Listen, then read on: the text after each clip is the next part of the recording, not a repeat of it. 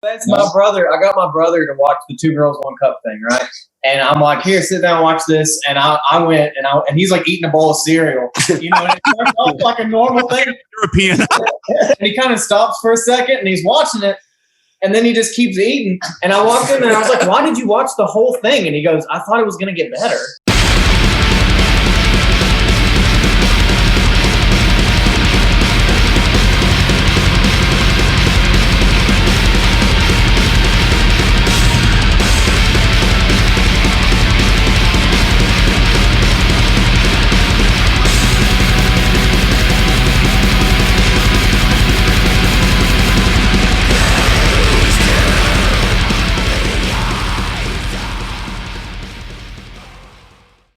Hey, everybody. Welcome back to Eclectic Soundtrax with Skunk Manhattan and Vic Ramos. Today we have Tibetan Sky Burial.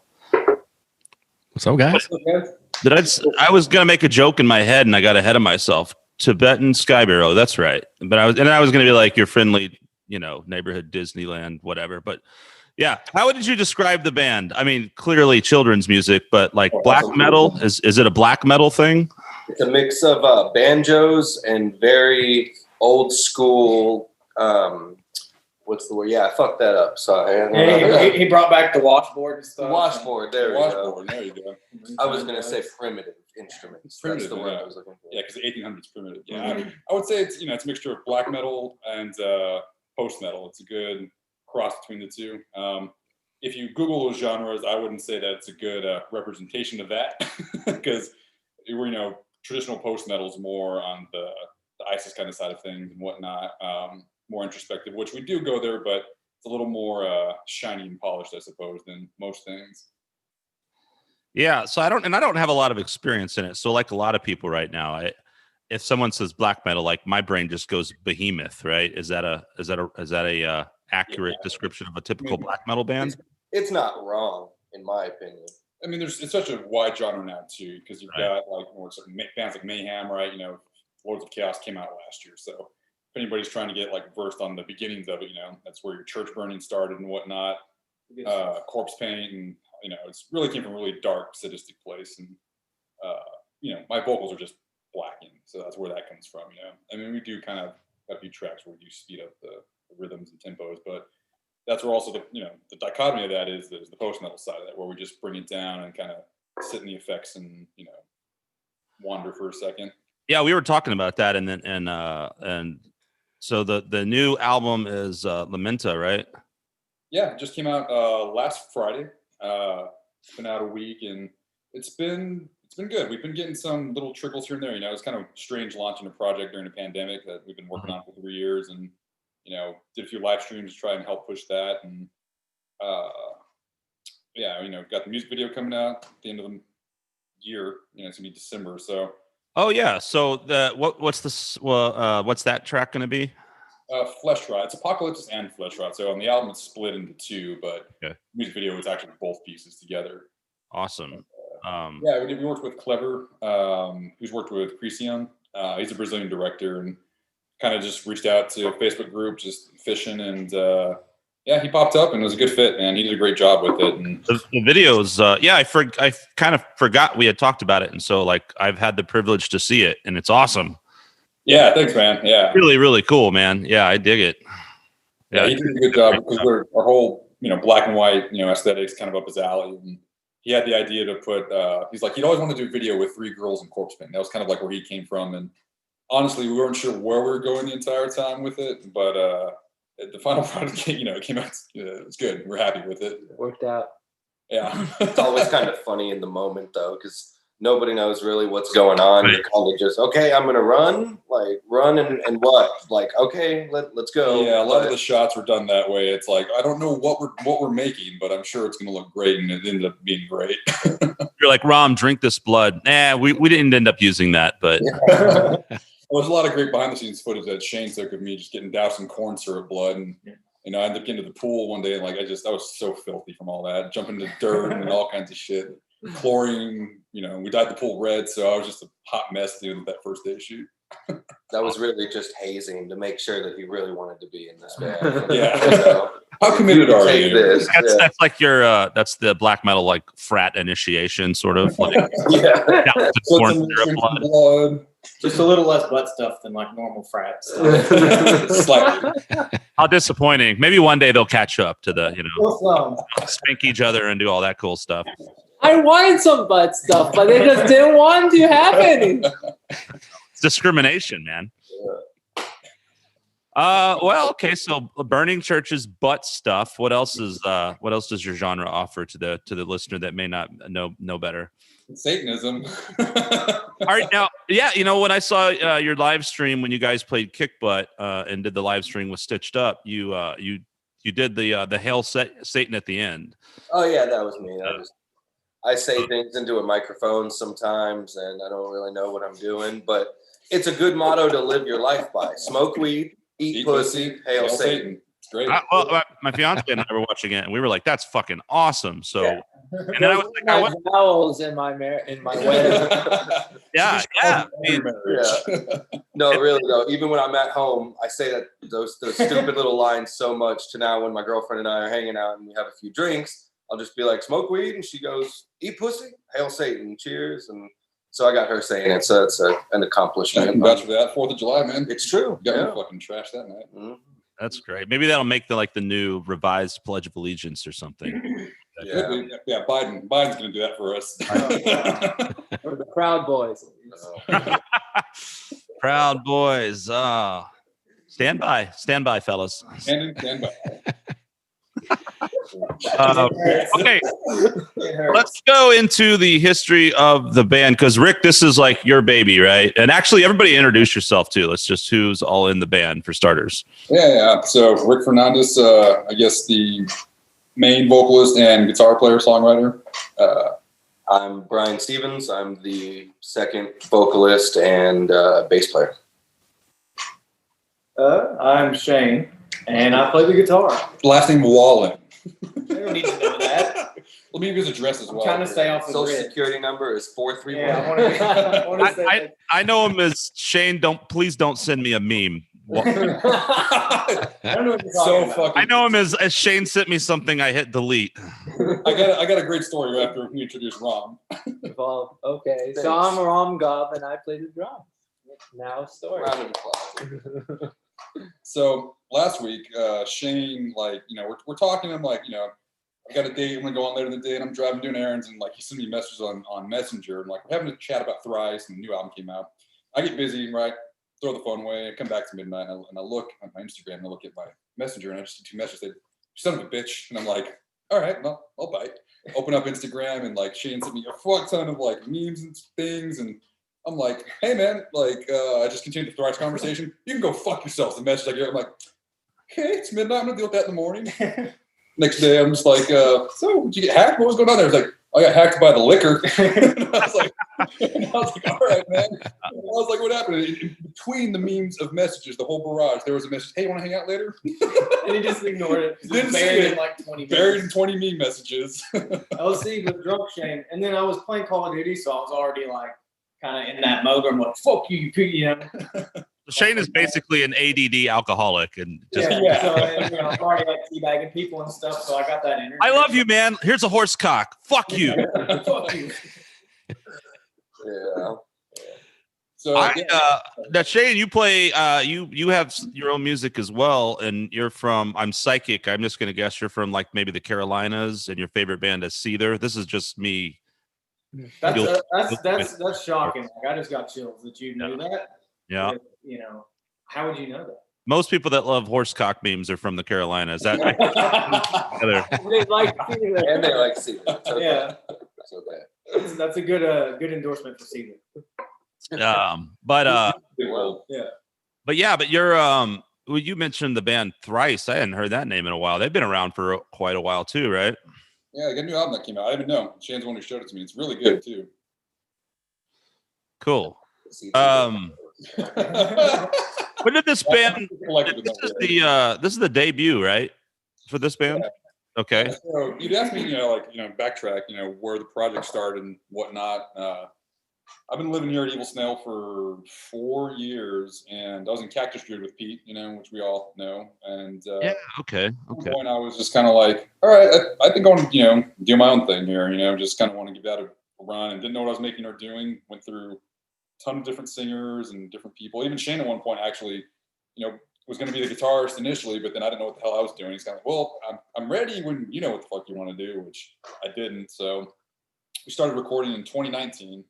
Got the tracks laid out, and I'd written these songs actually to be more for like a melodic singer. I was working with female vocalists originally, and the project was supposed to be a lot more alternative and Perfect Circle, Deftones kind of like.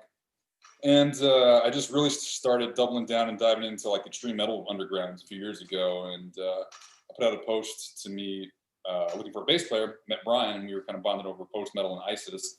And ISIS, the band, not the terrorist group. It's important we're talking about Czech. It's not ISIS, the terrorist group. I put that in the synopsis when we put this out. Yeah, ISIS, the band. Big fans of ISIS, the band. Yeah, I know. It's funny they had to actually change that. They have to go by ISIS, the band now. Yeah.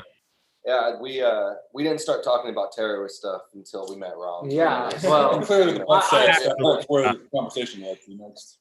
Now I feel like I don't fit. I thought we're here just to take down America this whole time. They kind of duped you into it, huh? It's like, yeah, we like really, they just left off the band. You're like, ISIS, fuck yeah, let's do this. Yeah. Okay. Yeah, but I pretty much hit him up, just like, oh my God, I've been looking for somebody that wants to play a mix of like ISIS and a Perfect Circle, and I started going down my little emo road of like Circa Survive and all different kinds of atmospheric whatever prior being in death metal and this and that. And when he named all of these bands, I pretty much fanboyed over his little post over here, and I made him be my friend. I didn't know if it was going to happen. That's so sweet. It's every black metal band story. Yeah. We were burning a church together, and we slitting our wrist to the blood. Yeah. Joining a terrorist organization. Starting a terrorist organization, joining one. Yeah. Butt stuff. But we did that. And, just kidding, FBI. I mean, they got it on our record already, so it's fine. You're just like, oh, it's just Rick. It's not a day. Yeah. But we started diving down into songs, and we tried different vocalists. And that wasn't really working out, and it was just taking the music in a different direction. And he's like, I've been a backup vocalist before, and why not try it? And I was like, all right, sure. And so we just started that in last November and hammered away at it. Pandemic hit, and there's a lot of downtime. And fortunate enough to live here, that didn't affect us like it did everybody else. We were able to still keep working, rehearsing, and recording. And we've discovered that the sound was Blackened Post-Metal. It wasn't initially meant to go that route, but that's where it ended up. Just kind of utilizing our skills to the best of our abilities and influences and tastes. And it was supposed to be like a year, ended up taking 3, but I will say I know nothing about that. Yeah. It's been nice though this week, just kind of like from different friends and people have reached out that have listened to it, just recognizing like, yeah, you've been working on this a while, and it shows. That's kind of a recurring big compliment. I'm pretty grateful for. It's like, all right, we made something, and we just didn't like make some crap and sit on it for 3 years. Okay, some people give a shit about it, so it's been nice. Well, one thing I really like about you guys is also it's sort of like, because I've been guilty of this, and sometimes you start a band and you get excited and you're posting a bunch of bullshit and you never really have a product forever. And then people are like, all right, well, let me know when you do something. And you've just kind of been, behind the scenes, putting this thing together. It finally, all the pieces came together. And then when you came out, it's like there's an image or something really cool. Like all the social media looks very cool and very polished. And it's like, wow, okay, this is like, it's captivating and interesting right away. So, you know what I mean? I think you've done a really good job of promoting it and coming out really strong with the band, Appreciate that. And that was a lot of that's a whole conversation in itself. Sure. It's like, how are we going to do this and not look like fucking amateurs? A lot of it was just soaking in the knowledge, and again, just living here. The musicians that are the revolving door, people coming in and out of here.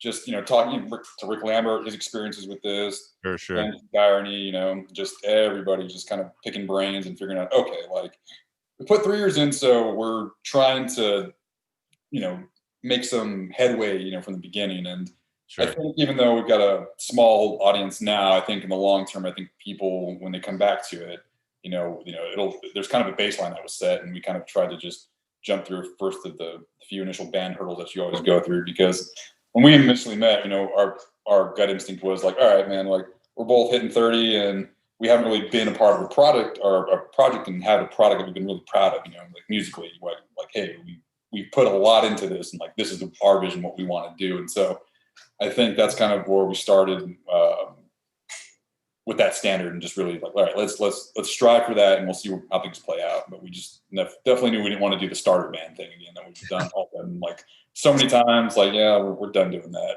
And they're done that.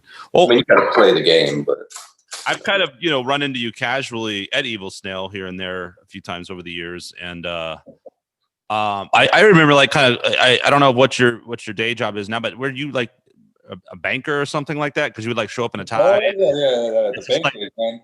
Yeah, I love that sort of dichotomy. Yeah. Well, I mean, you could argue that it helped with some of the music too, because I hated myself when I was working there. I hated that job. I was not happy. I was miserable, and so I think a lot of that bled out into the songwriting. Honestly, I was depressed during that time. It was about 2017. Then I was working at Rockwell Reynolds for a bit, and now I spin plasma. I'm in healthcare now. Oh, okay. But yeah, I've kind of been around the world a little bit with what I've been doing.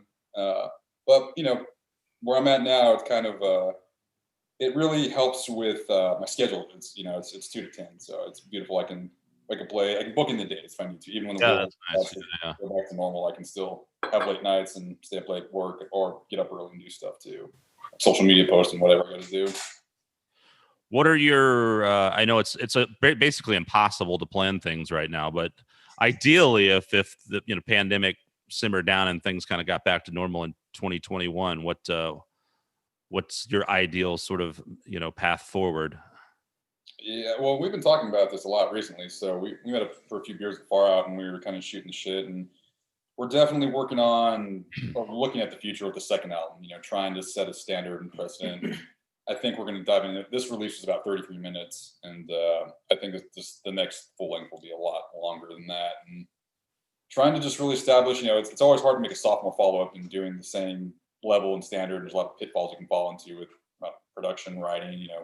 We just know we don't want to rush it, and we had to reverse engineer this project because Bryan joined 2 years in, and there's already songs tracked, and a lot of it was done, and he sprinkled in vocals and bass lines and different things. But this next go, it's 100%, sort of 50-50 split, even down the middle. So it's definitely going to be something that we'll be methodical with it. Ideally, like everybody else, we're itching to play shows, but I heard Texas Miss closed last week. I missed that. I just found out yesterday. I didn't know. So it's one more. A lot of places have gone under, man. It's too bad. Yeah. It's gonna be real hard, and I think a problem for a lot of bands at our level. If you're still fortunate enough to be able to play shows and get out there, you're fighting for limited stage time capacity. The smaller venues are going to be the last places that reopen up. It'll be big arenas because they've got the deep pocketbooks to allow for that. So we're all going to be clamoring to save our culture and to save our music and stages in these venues. And so it's going to be a real fine line of doing it safely and in a way that we're comfortable and we're able to still make a show. Like I know Far Out Lounge is having a show tomorrow night outdoors with the first metal show I've seen in a minute with Forebode. I got to fucking work. I'd be there otherwise. But TJ, we actually talked to him briefly about even singing with us. But Forebode's his baby, and respectfully, just timing and whatnot didn't work out. But I digress. But yeah, so trying to play shows, and ideally, man, we're gonna be playing Skunkfest. I'm stoked for that. Yeah, I hope so, man. That'd be great. Well, fingers crossed. Last time things opened up, and I actually think I did have sort of a mini show back in, I don't even remember what it was now. I guess it was the original date, June. But things opened up, and then the bars everything just immediately shut down. So I think that was one of the last, only shows that happened in that small window. So yeah, like you said, I think it's a real fine line of everyone has to really be on board and participate and play by the rules, so to speak. Yeah, so I'm certainly advocate for it. So, and I know Come and Take It was really good having everyone have to have a mask when they come in the door, and the distance guidelines at the bar and this and that. So that whole team over there at Come and Take It is just so badass. Like, I'm glad that they're hanging on. Yeah, man, it's a great place. So I was glad to, I've kind of gone back and forth with Anthony a few times about what things were looking like. And so finally, I guess November 1st is the reopen date. So 3 weeks, we'll see where things land, man. And I'd love to have you guys. All right. So we'll assume you're tentatively scheduled, correct? Exactly. He has evidence now. It's recorded. Yeah. So what's up with you guys, man? You're sitting over there in the silent corner. Say hello. Hello. I almost forgot you were.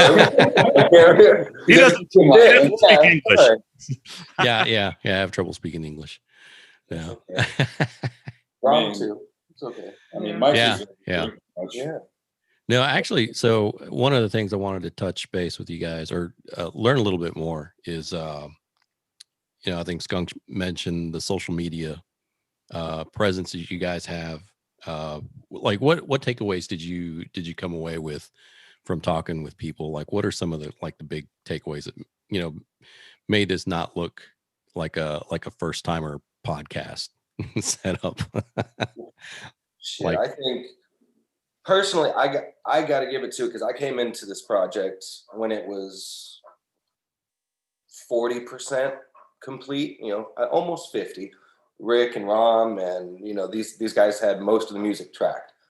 So once we finished that process, then the conversation turned into, okay, how are we going to present this? And right off the bat, we agreed, we need to have some kind of a brand, some sort of something that you could push that's not just like, hey guys, check out my song, check out, I don't really know how to describe it, but, and then Rick actually found this artist who makes, I don't know, mummy skulls. Same as Roger Lavitt. He's got a few different handles on IG.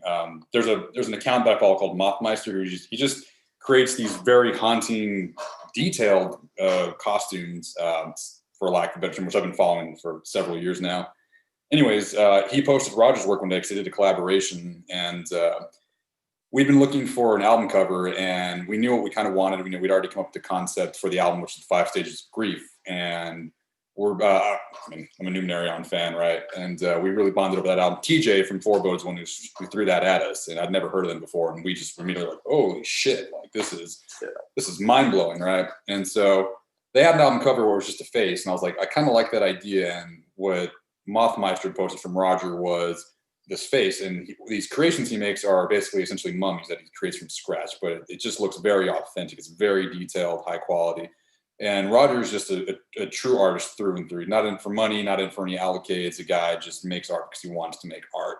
And it's extremely, extremely nice. Because I approached him and I was like, man, I love what you're doing. Like, we'd love to use this for our album. I mean, this is perfect because the face just has so much pain in it and grief. And it's all about the eyes, and the face was, just the expression on it just hit the money for us. And that's kind of where the social media stuff came into play first, because Roger's work spoke volumes for itself. And it's like, we can't do a disservice to our music or Roger's art or the whole package in general. And I think that kind of set the precedent of the baseline of how we want to present ourselves and present our, this as an artistic endeavor, not just we're slamming beers back and playing music, which, don't be wrong, that's fucking fun too. But, we definitely wanted, to have some sort of some depth to it. And that kind of set the tone and the levels of how to go about, our presentation. And we started hitting up different people for different things, using Bryan's contacts, and me just kind of floating things to the wind organically. And we came across Megan Choi, who does a lot of work in town for bands, taking photographs. She does Death Will Tremble stuff, Chernobyl: The Secret, and all looks phenomenal. So we hit her up, and she did our black and whites here, and they came out great. And we hit her up again for the Safe House show, and she did a killer job there too. And she's amazing. Just great person as well. And just that again, was its own standard. And we just realized, okay, it's all kind of coming together, and it has a look and feel. So we can't go backwards now. Like, this is the line. It has to go upwards or at least meet that line. And so everything we did moving forward from there, that's where it stemmed from. Even like the lyric video that we had from Melancholia, that's Bryan's friend Dylan, who did a killer job on that. He just took Roger's work, and we had some statements that where he just handpicked some photographs, have him throw it in there, and he just ran with it. And that was another piece of the puzzle. And it's like, okay, like that, these crumbles we're leaving in the bread trails, like, okay, everything's just got to keep staying here and hitting there. And so that's where that came from. Yeah, I mean, I feel like the social media game, man, I mean, I'm 30. I think we're all pretty close to that age range. I grew up with MySpace, and I grew up, with the other stupid shit. Man, I don't know a damn thing about social media. As the whole algorithm and the this and the that to really get promotional, I have no clue. So we're still learning, especially since COVID hit. As a band, as a new band, that could have crushed any new band trying to come out, because for our age range, all we know is, hell, let's write 5, 6, 7 good songs and let's go out and play shows and see what happens. When COVID hit, everything closed, we had to change, or the game changed for us. So now, instead of focusing on getting all of our music tight to go and play shows and grind it out, we're like, well, shit, we can't just disappear for another 3 years. So social media, content, all of these things that, the new generation of music listeners are following, it's learning on the fly. As soon as all these venues started closing, we were like, fuck, what do we do? Okay, we need content. Rick was grinding out the content part of it. He's making promotional photos on his phone and doing whatever we can just to try and get it going. And I think that's kind of when we had that conversation of like, okay, the game's changing. If we're going to play the game, let's do it right. Let's get some, and going back to the album cover, it's a brand that we're able to push for this cycle. That skull, that face, that, it's something kind of cool. And I think some people have liked it so far, which is pretty cool. We like it for ourselves, which is, really good enough. But yeah, social media, it's so weird, man. I don't know. It's a full-time job. I mean, even, like, I had to learn on the fly. Like, I didn't mess with like editing photos on my phone or anything like that. And there's just a lot of learning on creating little promos and stuff. And I'm literally, I would wake up, we'd joke, we'd have like our business meeting phone call in the morning. I'd call this guy at like 9 or 10 in the morning. We both worked in the afternoon, sit and have a 1-hour phone conversation about what the plans were for the day, what we're doing next. And then for the next several hours, I'm scrambling, making breakfast and lunch for work. And I'm sitting there like making these things, posts, looking at hashtags all up until I go to work, drive to work, another phone call with him.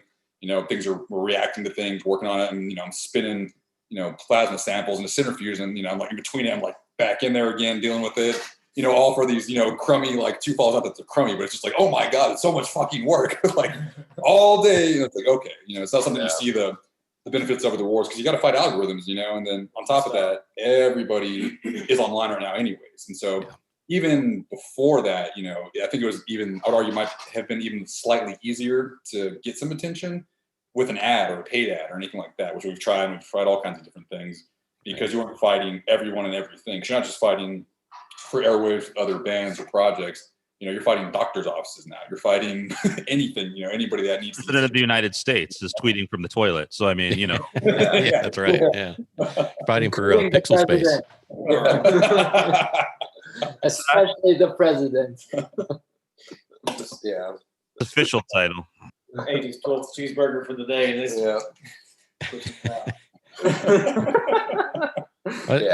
It's definitely interesting. Like you said, it's such a shift for everybody. Just not just for people, that musicians, artists, things like that, but everybody else is jumping into it now because they're having to deal with not being able to go to work, open up venues, things like that. So yeah, it's pretty interesting. I think there's another challenge to all of this, is that, the number one effect that can a band have on people is a live show. Like all these, brand and all this conversation about marketing, it's important and it's great, but music is live. Absolutely. Especially rock and roll. Rock and roll is a hit to your face. So imagine you going to a bar and you don't even know who's playing. and you're just there because a bunch of friends of yours or whatever, you're going to see a different band, and you're just seeing this band with their own light show and the brand and the concept and the good music and all that stuff, and you're like, whoa, what the fuck, you know? That's something that doesn't exist today. Yep. Like as a band like us or any other band, you're just limited with your number one weapon to do something to promote your art. So it's kind of tricky to make the most effect on whoever is out there with stuff that, a photo will never replace the music live, in loud music, like in your face. Just to add on that real quick, I mean, even posting all this content and these experiments and learning curves that I've been going through, the biggest responses I see are the live stream shows or any live content or a live photo, right? Everything else is kind of like, oh, that's cool. But until the music came out and until we did anything live, those are the things that people actually care about and want to see, and it makes sense because that's what it's about, what Ron just described. I think that if you're not doing it, all these things at the best level you can, it's like you're not doing anything. Because if you're a band that is really good live, but your marketing tools are mediocre, you're still gaining, a good amount of impact because your live show is making an impact. But if all your marketing tools are, mediocre and you can't play a show even, you have to have all these things at the top level. You have to have an amazing music video. You have to have amazing photos. Like, this is all you have now. So yeah, absolutely. You're right. And I mean, and the one plus, if you can call it that, is like, because of what's, the current landscape, it's like you were forced to really focus on that. And so you've really got a great handle on that right from the get-go. And I think a lot of bands, young bands, like we've talked about, everyone's kind of been down these roads, but that's where you tend to fail right off the bat, right? You know what I mean? And so you've got that, and now it's almost like a waiting game and trying to figure out how are we going to play live again? How are you going to get to what Ram was saying, that the one thing that ultimately really does matter? Because so many, any great band that stands the test of time usually is a great live band, right? Regardless of, all the other things are going to be amazing too, usually with a higher level, but that's what was there before all of this other stuff. The live music. Back in every day you want to go, the only thing there was to go out and see a band, to see a person play a guitar. None of you guys started this so you could sit on Instagram all day and edit pictures of yourselves. Man, I just want to start a band so I can edit pictures of myself all day. Yeah, of course. I'm taking at least 1,000 pictures of myself every day. And I'm sending just the 5 that are really good to Rick, so he could post it. Rob, just please only send the ones where you're clothed. Those are the only ones we can really use. Exactly. So it's like 7. Soon we'll have a band only fans account, so be on the lookout for that, y'all. Only bands. Only bands. That's only bands. You can start pioneering that. And you're gonna get your money's worth, full nude. Well, we'll put the sizes up to vinyls, that way they have an idea of how many inches they're working with a real object. I think that's criteria for when Ram does these endorsement deals. Like Sabian's like, we're going to need some nudes. Just pull out his penis next to a drumstick, Yeah, no, he can endorse the Los symbol. Cabos. My penis goes best with this symbol.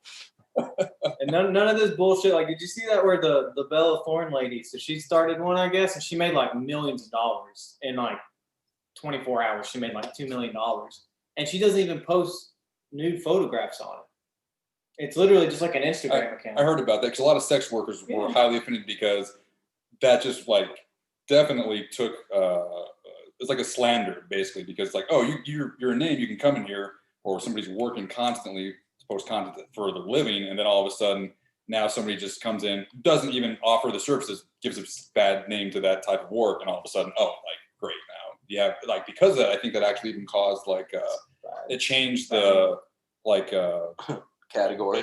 Well, I think you can't get money now, like, so if you are relying on income from that, you make less, they hold it longer. So if that's your main source of income, you're actually suffering because of what Bella Thorne did. That was a big old fucking thing. But the I point don't is, know what when you any get of our this is. I OnlyFans, have no idea what they're talking about. But Yeah. the point, I'm just nodding the my point- head in the agreement. point is, because, when you yeah. get the Tibetan Sky Burial OnlyFans, none of that. You get what you pay for. When the last thing I heard is dicks. When we talked about dicks, that's it. I stopped listening. Once you, once Yeah. once the topic changed away from dicks, Ron was like, not interested. Just gonna say, I think my hat speaks for itself when I have no idea what's going on in pop culture. I occasionally, sometimes I think I'm old, and then occasionally, like this moment, I'm like, oh, I actually know something. Yeah.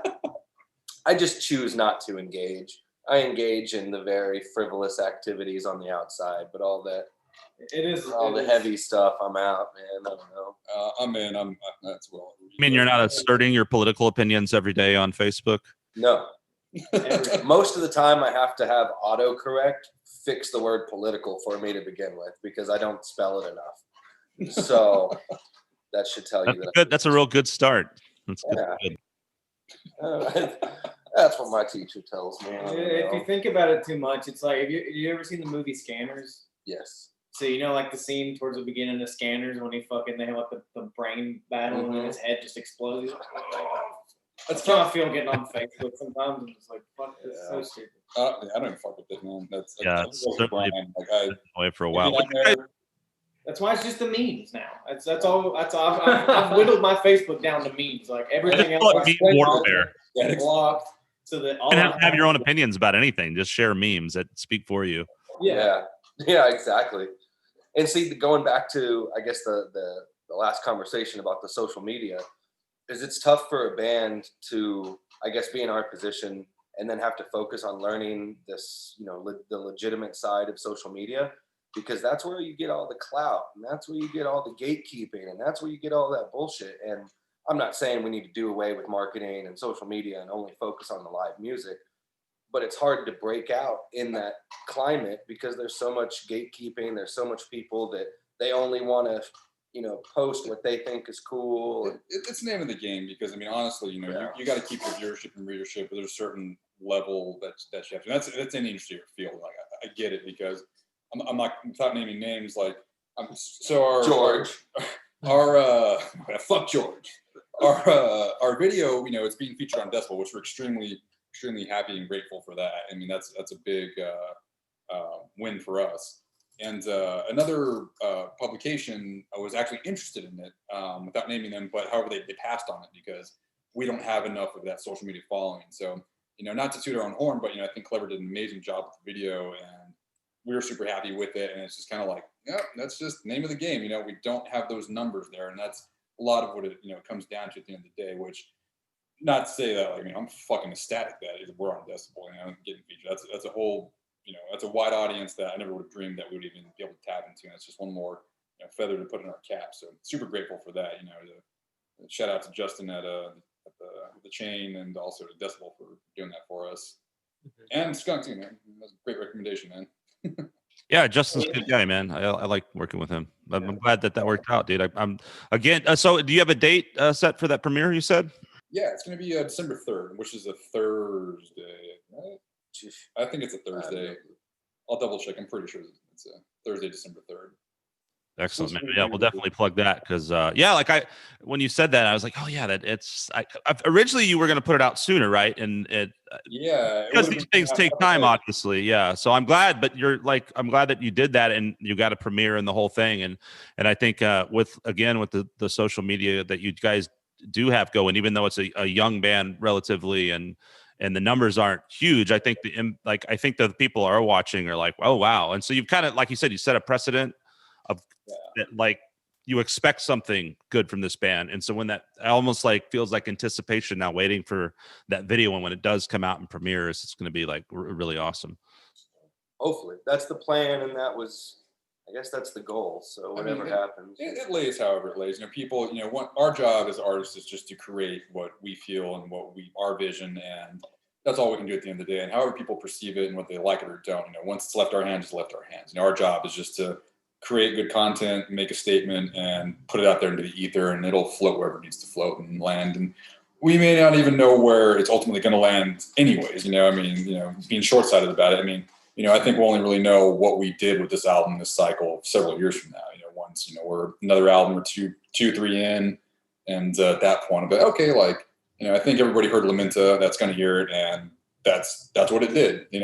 And that's fine. I'm good with it.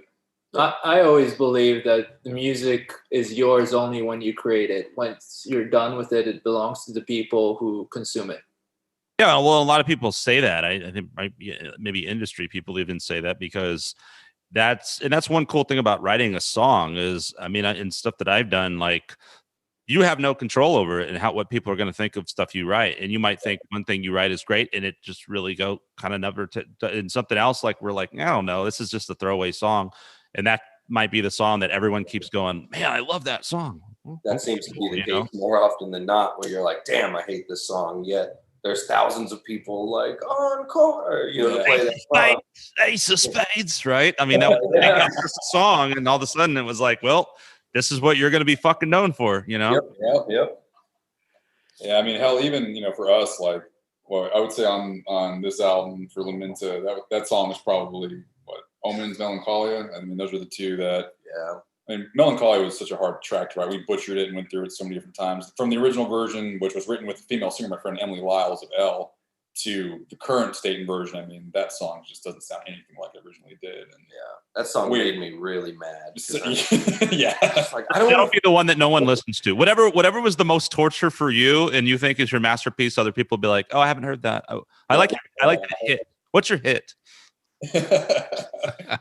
I think even Omens too. That one, like, I looked at Bryan when we were down in the studio, and I was kind of like having a few burnt days, and I was just like, I don't know what to think on this. You do it. I don't know. And now the spotlight's on me. I'm like, and what? He did a phenomenal job on it. And that, on the album, it's heavily featured, his vocals, and live, we split it, pretty even. I'm pretty consistently. It's my favorite song. Is it? And. Yeah, I still don't know. I had a friend recently, somebody that listens to a close friend of mine, Charlie. He listens to a lot of, he's pretty eclectic too, but hardcore, hip hop, different things. But he came at me just yesterday. I was like, man, Flesh Rot and Omens. Now, I was surprised to hear him say Omens. I would have thought like he would have gone for more of our heavier track, like Scorn. It's real beat down. But when he said Omens instead of Scorn, I was like, all right, Charlie, cool, man. Like, we didn't expect that from you. Like, in a good way. It's like, cool. That means like, we did something on Omens. Yeah. Omens is also a great example of like magic in the studio. I don't think that song even existed the night before the tracking of the drums. Had never been played live until we started rehearsing a few months ago. It was 100% studio track. We even like tracking it, we're down there, and I was inspired by this Converge track, and I had this idea for like, again, I wasn't singing vocals at the time, for this big melodies on the song or whatever with big drums, and we're down there, and Kafir and I are kind of talking through, not really having, even Kafir's kind of like, I don't have a clear vision, but I'm just going to try to steer this in a direction. And poor Ram's just there, and we're like telling him like, okay, so you're going to play this beat, do, ga, but then like skip a beat and just hold it and do, ga. And he's like looking at us like, what the fuck are you guys even talking about? Like, what? I know that look.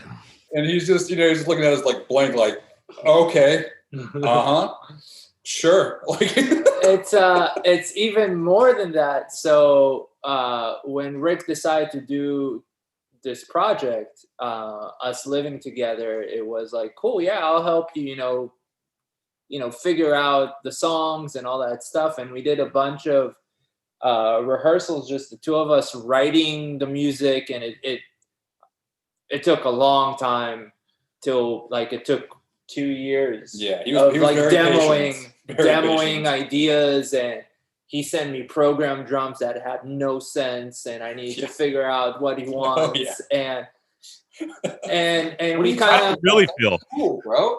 And we recorded a bunch of demos, and he took these demos that basically had a raw drum tracks of mine playing to like him playing a guitar with me in the room, and then he took those drums and kind of like almost like produced songs around those drums. No vocals, no nothing, no songs really. It's just like, okay, here are drums to a general idea that we had for a song, and he worked with Kfir as a producer to cut and paste and all these things like to create eventually a song.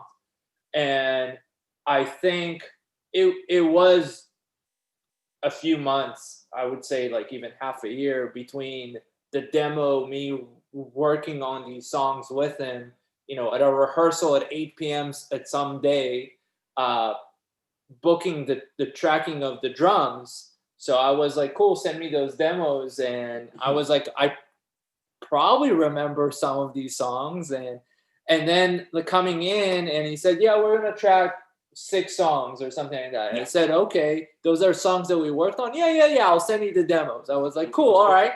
So I listened to demos and I kind of remembered, how I am. I kind of remember things when it comes to music. And then the night before the session, he says, oh, by the way, there's a 7th song. And like, I can't tell you how happy this makes me, because then I know I'm not the only one that had that look of disdain from Rom. Yeah. And then I'm like, okay, cool. Do we have it's one of the songs that we work on? No, it's a totally new idea. What do you mean a new idea? Fear and I came up with it yesterday. I know how much you love to fly by the seat of your pants, Rom. And it's like, okay, do we know what we're going to do tomorrow? It's like, we'll figure it out. I think we have a general idea of the song. The look on his face was just pure, Oh, I know. okay. And the funny thing is you think that maybe we would have, or they at the time, I wasn't even around, would have kind of learned their lesson. But no, like now we have this album, and here we go. We're trying to play a couple live shows, right? So now we look at the time allotted versus the time that we have, and we're like, we're gonna do 2 more songs. How about that? I'm fucking relentless. Oh, I just want to squeeze everything, and I just don't. I love you, man. I've never been like, it's just like Skunk. I thought it was the funniest thing because you were like, okay, we got the show coming up like next week and it's got to be perfect and we got to rehearse and get it good. And by the way, here's 2 new songs. Here's a cover of this Tool song that's not, it's like we'll figure it out. We'll figure it out. Don't worry. We did Intolerance for Kick Butt, and if people haven't watched it, I mean, if you watch it, it came out pretty fucking good. But behind the scenes on that shit, every rehearsal, twice or 3 times we're playing it, everyone's kind of like, sure, okay. You just see me in the background, with the confused look on my face, oh, okay, is this what we're doing? But no. In his defense, it did work out, and he was right. We will figure it out. And you think I learned my lesson, but no, I did it again for the next live stream when I pulled out. Okay, remember that song we tracked and we never played? Well, it's a B-side. Let's pull it out. Let's finish writing it and learn how to play it live for the first time ever. And have a cello player who can only make 1 rehearsal. Dude, we rehearsed the day before the show. The day before. And I felt like it was the worst shit I'd ever heard at the time. I was like, oh my God, we're gonna burn, dude. We're gonna crash so hard tomorrow. Nah. And we definitely did not. Thank you guys for being pretty good musicians. The cool thing about it though, for that song, is that there was really, that's why I think it's magic, because it's 3 people in a room figuring out this idea with 2 of them, Fear and Rick, at least had some kind of a vision, and I kind of followed it and added where what I think is right and all that stuff. And we came up with this thing that was absolutely nothing the night before, and it became something the day after. And now it's my favorite song of the album, because, not just that I think it's a great song. Every time I hear it, it brings a memory of that process for me. Yeah, I think there's something to be said, the magic of spontaneity and those sparks in creating art. And sometimes things take years to cultivate and craft. That could be a song, 1 song, an album. It could be cultivating a brand and putting all these things together, as you know, obviously. But back to what you said about live music, I think there's that the excitement and the unknown in a situation, whether it be creating a song on the fly and or performing, where there's variables and you don't quite know how it's going to turn out.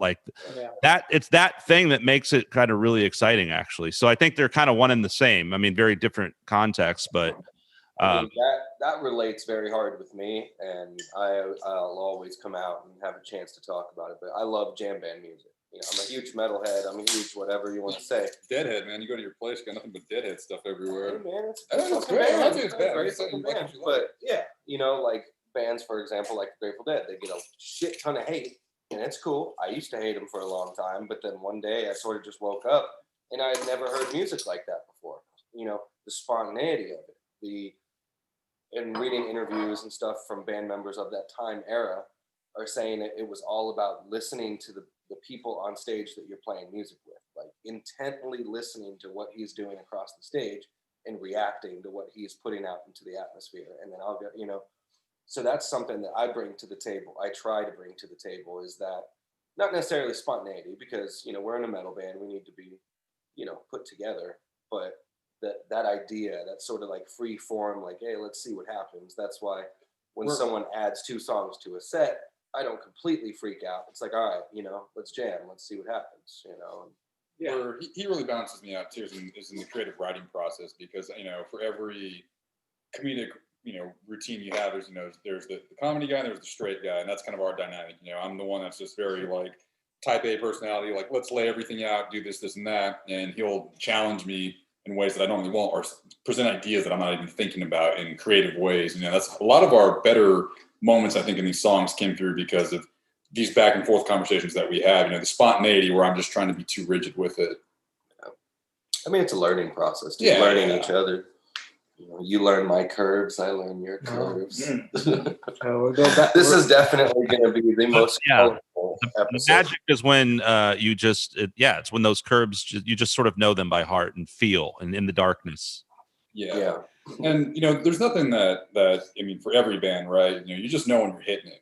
You're playing and you're firing on all cylinders. You know, in that moment that, you know, the song is being played the way that the song should be, but then there's also, it's been elevated to another level. And I think that's where musicianship really shines, where if you're able to hit that level consistently, and then you get to a place where you can add on top of that spontaneously, like that's, you know, where great musicianships have come in. And that's something that I hope we can get to, and, you know, get to do that. But that's what's cool about Omens too, is how Ron was saying it's his favorite song, is when we play that song in the live set, it's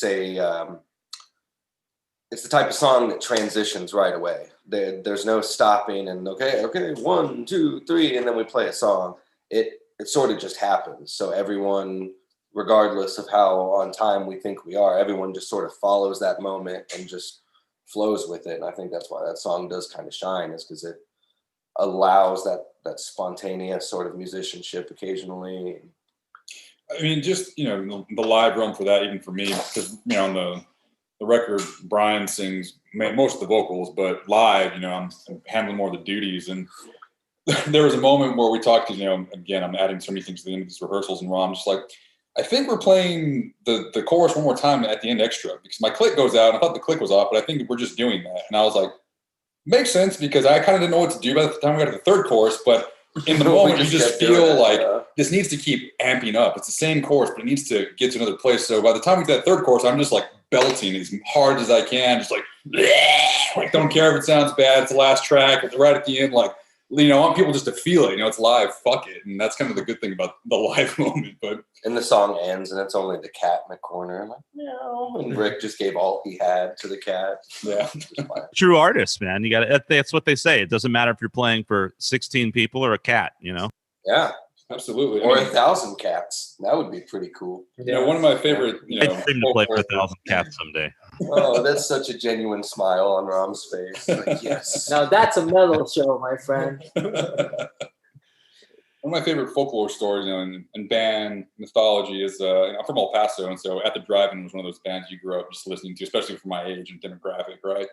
And I came to it late, and I remember I interned at Sonic Ranch about 10 years ago, and when I was there, you know, I was still very green to music and everything and whatever. So, but the story that I you know, I was told, like, these guys are 15, 16, you know, they got no money, they got nothing, but they're just, you know, hardcore DIY punk and driven, and they fucking just get in a van. They're playing like some shitty bar in Odessa. It's the middle of the daytime, right? But they're playing for the bartender, right? They don't give a fuck. They're just happy to be on the fucking road, and they're just killing it, right?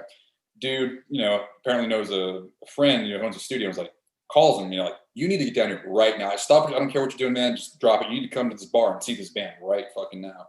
So you go down there, sees them plays, and tells them, look, if you guys can record these songs in the next hour or whatever, you know, like, I'll do it for free. You guys are that good. Like, there's something happening here. And so they went and did it, and that was their first EP. Shit. You know? Yeah. The rest. Oh, I know. That's crazy. And it's just one of those things where it's like, when nothing replaces live and just like that energy and level of just.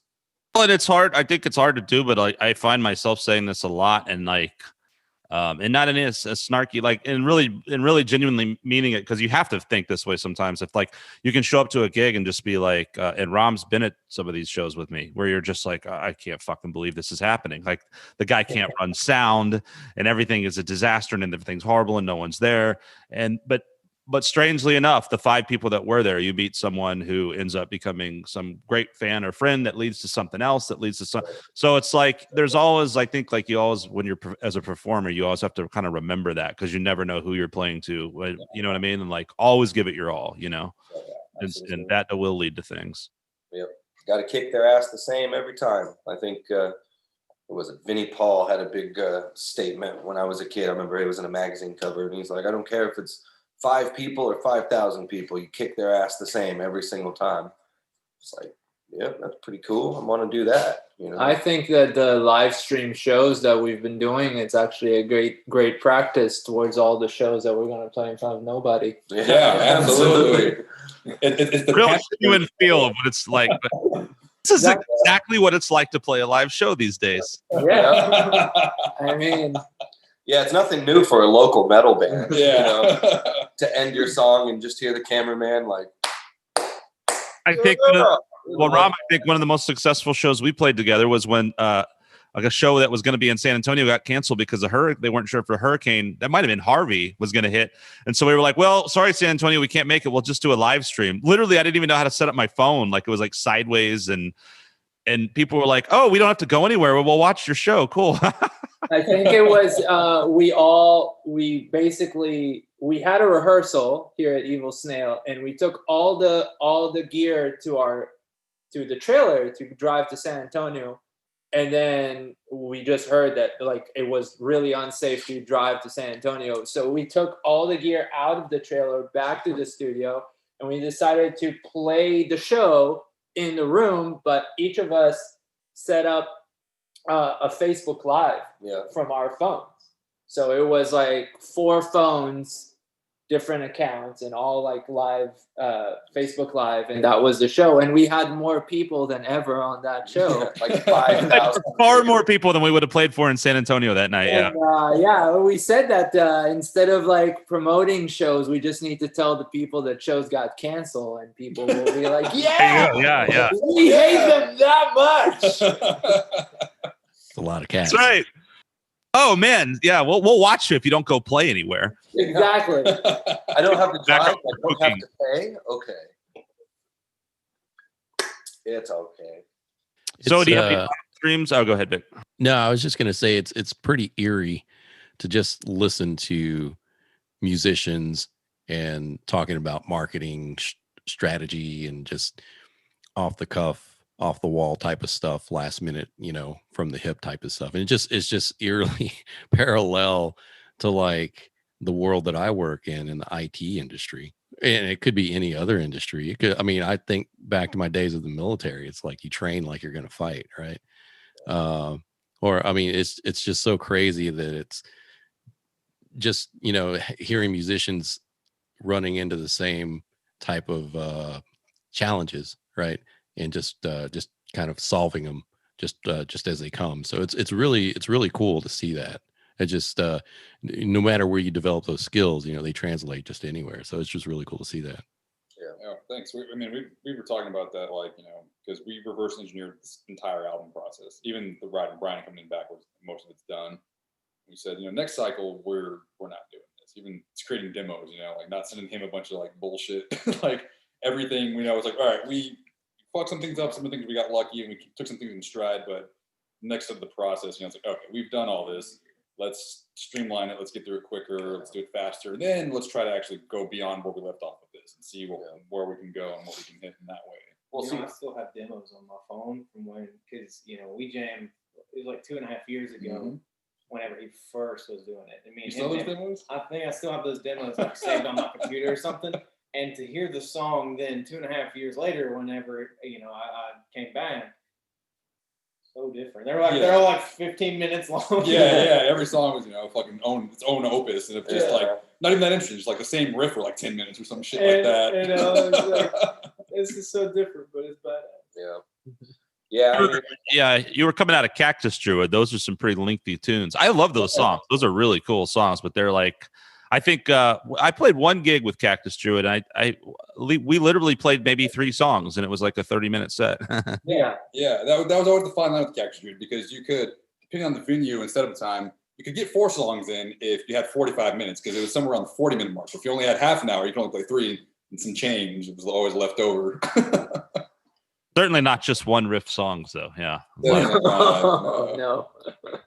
Yeah, those were that was a good experience for me, because hell, I just moved in here, and I was like, I'd never even played guitar in a band before at that point. And I was friends with Ted and Calavera, had Calavera's boutique guitar shop on Congress, and just through a friend who took me there, I met Ted one day, had my guitar getting worked on, and then Pete walks in the same time and saw I had a down-tuned guitar, hooked us up, coming here, and I was like, man, never played guitar in a band, but I can I want to, and I know I can do it in this band. And Pete was already playing with Rom, or that's how you got into it, Rom? at the same time, I think Rom was you guys were already Well, working. I already tracked the drums for him, so he the first connection was that back then the studio was just starting, and we just tried to reach out to as many musicians in Austin to make a name for the business. And Pete was one of the people who engaged and reacted to our messages, and he was like impressed by what we did, and he needed a drummer. He wanted to track this project of his, Cactus Druid, and I think the first idea was to me just tracking the drums for him. I didn't think it's gonna lead to a live band. And then he said, well, I have a bass player, and I got this new guitar player. Let's play live. And that's what we did. Then he showed up for rehearsal, and Rick was like, oh, I play guitar with you, Rom, I guess. What? We're in the same band? I walked in with this like half stack. It wasn't even loud enough, and I had this shitty like $100 Stratocaster. It was a Frankenstein, and I couldn't. My level of volume could not even keep up. And I just remember thinking like, oh my god, I'm the shittiest person right now, like in this fucking group. And I was like, this, I can't. I have to be equal to somebody else, or like, no, this can't be it. And just got my ass into gear. We're learning 10-minute songs. I remember going to an audition one time when I'd been in Austin for a little bit, and I kind of had more or less a cover band and stuff. And I went to sort of like a hard rock, whatever band in a studio. And I showed up with I still love this amp. And I had a Fender DeVille and a Strat, and everyone was like, that's going to blow up. I'm like, we'd play with all these metal bands with Les Pauls and Marshall Stacks, and I'd be like, with my Fender. Corey, can you turn my amp up, please? I can't hear the tubes. You think this little blues screamer will will be enough gain? It's funny how much crossover there is in all these different bands, and obviously having a studio, Rom and Evil Snail, but just all the different people that we've all kind of know each other and see each other and end up playing together in various ways. And so Shane, when did you move? Actually, real quick, Rom, was Cactus Druid? What year was that? Around when you moved here? And was that 2009 or something? When was that? No, I moved here in 2013, and I think it was around 2014. Y'all had toured here or something before that, is what it was, right? Seek Irony. Yeah. I mean, we traveled to the U.S. from Israel twice, and one of those times we went through Austin, and when we decided to relocate our lives over here, we chose Austin. Okay, so 2013 or 14, and so is that around? And so that's around the same time you guys met then, and when Rick, you ended up moving in there. So I moved here in 13, and I ran into Pete in 15, the summer of 15. And then it just kind of worked out where my lease was about to be up, and they had a room opening up here, and just there was kind of a vibe that Rom and I kind of felt. And I just one day I was like, hey, I saw it as an opportunity. I was like, they're professionals. I don't know jack shit, and you have a room, like, hey, like I'm a decent person, I'm not a piece of shit. And so it ended up working out. And but that was in 2016. I officially moved in January 16, we're in 20. Yeah, that's about right. Yeah. And it's funny, I was actually supposed to be the bass player for Empty Trail. Well, that's came in, and I was working there for a minute, and I declined, and then Shane stepped in. where I was going next. So when did you two guys meet? And how did you meet, Shane? How did you guys meet? It was through that I got hooked up with Rick Lambert doing Empty Trail stuff, and just through coming here, and then I met Rick. Did you get referred to Empty Trail through this Rick? Yeah, so for the people that don't know, there's two Ricks in this conversation. Right. Rick Fernandes is Lambert of Empty Trail. Yeah. Well, We can call him Rich. so LinkedIn. Yeah, no. Okay. But no, the Empty Trail thing, Rick just messaged me randomly on Facebook. It was just like a spam message. He's like, "Hey, you would be in my band here?" And sent me the stuff. And I said no. And He was like, "I really like your meme." I said no and didn't even listen to it. I said no, and then I listened Meme to game it. is on point. Like, oh wait, this is actually kind of cool. And then, but anyways, then through the rehearsals and stuff, through that, I met Rick. Just kind of in passing, and He was recording his Seether cover band. Yeah, and so I guess all that was kind of in about 2016. That sounds like about that was happening. Yeah, because I had just left Cactus Fury, and that's at the moment where I was kind of trying to do the next thing that I wanted to do with my own thing, and that's why I declined. I realized, like, man, this is cool, but this isn't what I want to do, and so I didn't know what the fuck I was going to make, but I was like, I got to do my own thing, and that's why. That's crazy that all this was starting in 2016 because I had just moved to Denver in 2016. Like because I lived in Denver for like 4 years. 3 years? I don't know. About 3 years, give or take. Get back to us on that. We really need to know. Yeah, I'll check my calendar. Don't worry. I don't know. I was there for a little bit, a couple of years, and it's just weird that all of this was starting when I have those memories of just starting somewhere fresh at that point too. I wasn't doing a damn thing at that time until I came down here. I mean, because when I met you last year, you were just really having this epiphany about yourself about like, all right, I really want to get into music. And I mean, yeah, I had already been there, but I put it on hold because I'm lazy and There was not enough pussy and Satan in Denver, is what you're saying. There was a weed though, so I was pretty happy. Weed, yeah. That's where the memory. You can't be bombers come in. angry. You can't be angry and burn churches when you're stoned. You know what I mean? Definitely not. No, definitely not. with just on the church burning conversation, I just have to say, as a Blackened Post-Metal band, there's a big opportunity being in Texas to burn churches, and we're just missing out on a giant, opportunistic marketing technique there. I'm not saying we're going to do it, but it is Texas. I know you're messing around with all this Instagram stuff when you should just be burning churches down. I don't understand. Just reprioritize. We're doing the digital age. We'll burn their live streams down. You can just take pictures of burning churches and put a picture of Rob in front of it. Like, there you go. New promo. of course, blame the Jew. Yeah, throw it on the well. It actually, Talk you shit. just said about taking photos off the internet, I think is hilarious because when I was on tour with Dead or Politics and with Linus Rom, he just every time we'd go into a new state, he would just grab some stock photo of like a sign of Pennsylvania and post it, and everybody be like, "Super cool!" And it's just take that fucking picture.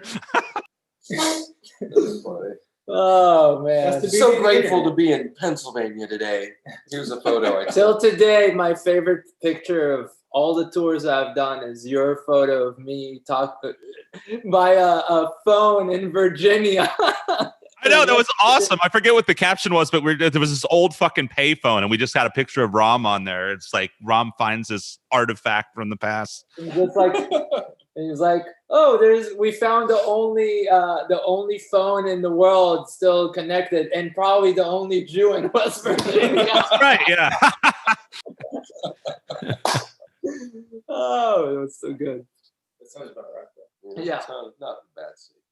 I look forward to hearing. I hope that your road stories end up being as fascinating as AGR's. What the kind of things you won't even be able to talk about on a podcast. Oh yeah, True. absolutely. I'm sure if Shane and Rom are involved, We're Oh all man, pretty Shane. vanilla. We're all very vanilla people, just kind of plain, Just having rehearsals is already bad enough. yeah. I We have to can make sure imagine. our phones are like on the floor so that no one's recording anything. Hey, do they have phones in North Carolina? You remember the little Nokia Like bricks. bricks. Yeah, I used to play Snake on that bitch all day. I will say that area. Now we were over near. I just remember playing Johnson City in West Tennessee. Where are you from in North Carolina? Because it's really close to that, right? Yeah, it's Asheville. It's like an hour away from Johnson City. Yeah, Asheville's You beautiful. guys played the watering hole that's out in goddamn. Oh yeah, we got another friend out there, don't we? Close to Asheville. Yeah, we were just talking to someone out in Asheville, and now he's moving more into Appalachian. Asheville is awesome. I like it out there. I love North Carolina so much. I lived in Florida for a while too, but North Carolina is easily one of my favorite spots in like the Southeast. Just it's so beautiful and peaceful most of the time. Yeah.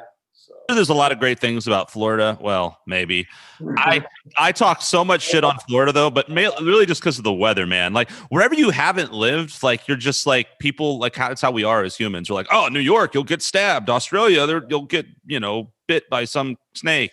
And Florida's like muggy alligators. That's like all muggy alligators, old people. That's all I think of as Florida. it's Beaches and stuff. It's probably cool, like spring break stuff, but. North Carolina's just incest and hillbillies, and I think it's a dream. It's a dream come true. literally. And I grew up outside of Asheville too, like in the literal middle of nowhere, and it was legitimately like deliberate shit. No, I can see it being like you go kind of stir crazy there, like coming there and just sort of like, especially at the end of a tour, like that was such a your place there is like so awesome and beautiful. Wow. Amazing. Yeah. But I can understand like maybe living there. I think we were trying to drive there and find it in the middle of the night. Like, Jesus fucking Christ, what are we doing? and then the next day we woke because we were like, this is ridiculous. And then the next day, like, why? I remember being like, why would anyone live out here? And then the next day, like, you wake up and you walk out and see the view and you're like, wow. Yeah, it was just amazing. Like, I want to retire there. I want to die there. Yeah. One of my best friends lives just north of Winston-Salem, and there too, yeah. Of like Pinnacle. It's a smaller town of Pinnacle, just north of Winston-Salem. And on one of the last tours that I was on when I was working crew for bands, we were in North Carolina, and of course my buddy who lives there, I've known him since grade school, when we lived in Florida and stuff. And he's like, oh, I have this house, me and my girlfriend, we got land, please come and hang out. I'll cook for you and this and that. So anyways, we show up, and apparently his girlfriend's family owns basically the whole block of land and like houses and stuff. So all the close friends and family are there, and this dude cooked like 8 racks of ribs and some lasagna and all kinds of shit. And we're pulling up to like the main house, and there's a chicken coop. And then, mind you, this is on like 6-7 acres of like beautiful land. And finally we leave and we go back to his house to stay the night, and we're driving through pitch black darkness of North Carolina. We think we're in like Bumville. Nope. The sun comes up the next morning, and it's the most epic view of Pilot Mountain right in front of his doorstep, dude. It is just like, it's incredible. Yeah. Unbelievable. I'll gush over North Carolina for a good minute, but I just want to go to Baby Shane land, Yeah. This man tells me like, I was a wild man. I was walking around with butt naked in school. And then first day of school is just like, recess, takes his clothes off. It's I was like outside. Like I literally just ran around on the side of the mountain by myself, like totally naked, running around. That sounds like freedom to me, Bubba. Yeah, I need a little piece of that. I was like a feral child, basically. Freedom But that was, Can you imagine Shane, little Shaney, a little naked? shady. Naked. I do every night. I just picture like a Bam Bam image. He's got like the oversized diaper club. I mean, his glasses still. It's kind it was like that, but minus the diaper. Club and wild game. full this club and little dots. Look, Mama, I got us a squirrel. It was exactly like that. Man, I just want to know how you're gonna, do some promotion for this episode. Hear me talk about naked Shane and dicks for an hour with Tibetan Sky Burial. Oh, don't worry, man. We had a recent guest. So the last 20 minutes was him telling one of the funniest shit stories I've ever heard in my life. So, Oh my gosh. I basically was just like, everyone go to the last 20 minutes. Who cares about this guy's career? Now, John, I don't know if you guys, John Simpson, John Simpson, Ram. He's played with us. Like, it's good. So that's par for the course, guys. Par for the course. Yeah. It happens. So people would expect nothing less from a rock band, I would hope. No one wants to listen to us talk about serious shit. So back to North Carolina and Shane though. Like, when did you come to Austin, Shane? It was 2015. October 2015 was when I moved here. And you have a project too, right? Where, I mean, you're playing Empty Trail. You play bass in Empty Trail. I was almost just like, that's when I first saw you in the picture with this band. I was thinking bass, but you play guitar, which you actually play. That's kind of your, I guess, your main instrument, right? Because don't you have your own project too that you've done some recording at Evil Snail?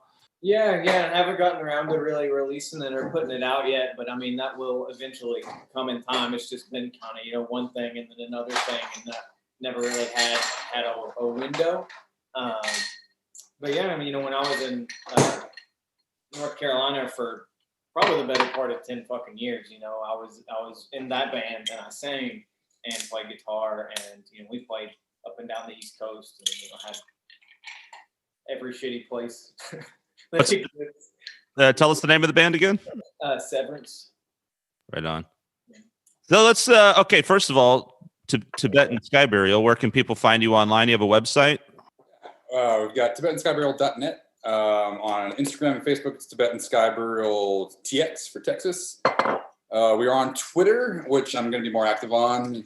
Just random thoughts. We all say get on that. Hey, Twitter. I don't understand. President for it to work. You've been making the hand gestures turning into Trump just from the mention of Twitter. It's gonna be huge. It's gonna be huge. Twitter account's gonna be huge. We have the best blast beats. We're there. So right now you've got Instagram, Facebook. Your Twitter is standing by. What else is going on? Got Bandcamp. I think we've actually got quite a few people listening on YouTube and Bandcamp, and of course Spotify, right? But that's it for the moment. We got a SoundCloud too. It's more for like promotional purposes though, send that out to reps and whatever. But if you're into SoundCloud, we're there too. Same shit. Apple Music, Amazon, all that kind of stuff. We are distributed on all platforms through TuneCore. So if you do use those platforms, we're there as well. Deezer, etc. In the parts of the world, it's all there. I will say, if you do listen through Bandcamp, we did play a B-side at this last show, which featured Emily playing cello, Unearthed Roots. We're finishing. I saw that, yeah. And that's going to be released as a B-side exclusively through Bandcamp. So if you're following us there, you subscribe, email us, we'll send that out to you, because we are not going to stream that. What we are going to do, though, is press a vinyl next year, and that'll be included on that for a limited run. So if you like that track, or you like us, and you're waiting on something physical, you can get it that way through Bandcamp, which that'll be happening in spring, summer. We're still working out those details because everything is slow with COVID, and especially vinyl press takes a while, anyways. Regardless. So yeah, there's all that. All the basics. Fuck do they do a separate master for the vinyl? What's that? A separate master for the vinyl, right?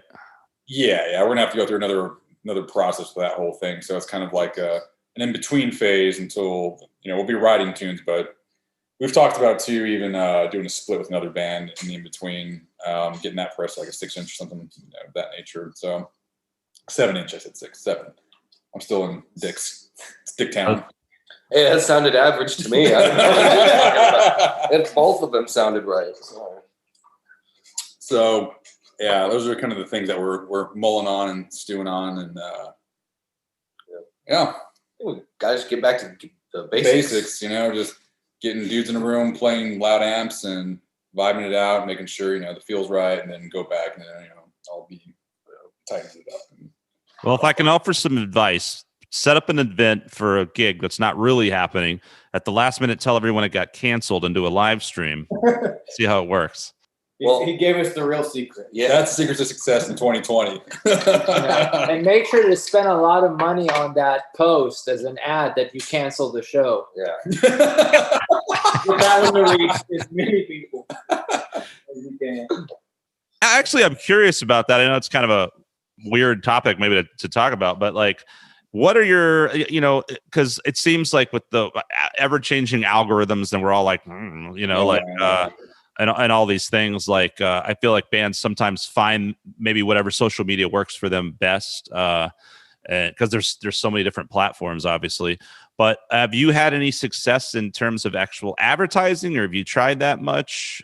It's interesting that you bring that up. So we've run ads for the music video, because I feel like that's our strongest piece of content aside from the album itself, which we'll probably do like a second push once the albums come into play, and just as a second run in December. But with the algorithms, like the first 2 ads we ran, there was great reception, and they give you breakdowns of all that info as well. And for I've done test trials just to kind of see what it's going to do and try different countries, different places.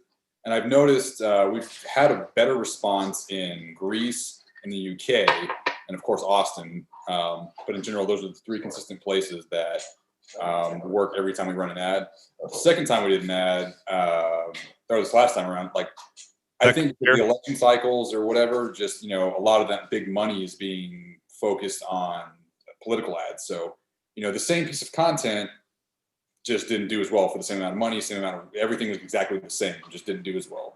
I think it has to do with the algorithms and where the social media sites are funneling their money to, and what's bringing them the most, because I don't feel like we're limited in that problem. So we hired out a social media manager to try to help us get through this and navigate it and whatnot. And she was actually telling me that there's like a similar kind of thing going on with her friends and that and whatnot, like in her circles of that where they run pages.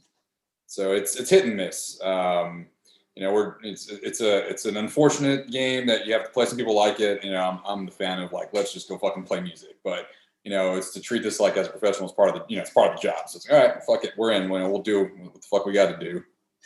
But it's hit and miss. I'm curious to see when the actual video comes out and we do run ads for that, to see what that brings back in. And I'm not even sure how we're going to do that, because on Instagram you're allowed 30 seconds, I think, or less, maybe under a minute for an ad. I did see that I ran an ad for 21 seconds with this last promo, and when the ad itself is running, which I actually saw for the first time today in my own feed, it was like three stories. So if somebody you see it, you don't care, you can swipe across it.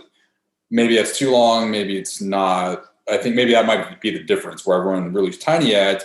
That's the thing I've noticed with all this shit, is that people's attention spans are so micro. You're fighting for somebody's text message, email, a notification, and all it takes is them for it to come across that one time, the right person, the right moment, the right place. But then mom sends a message, I don't care.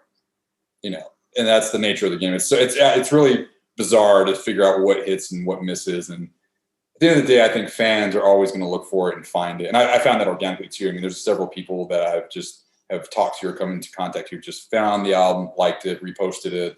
And, I've had small interactions with them, and that's what matters at the end of the day for me. And I think that always is true of anything you do, even before social media. I mean, you have to use your experience as a music listener and a music fan as well too. Like, what do you do? This is hypothetically, or what do you do when you're looking for new music?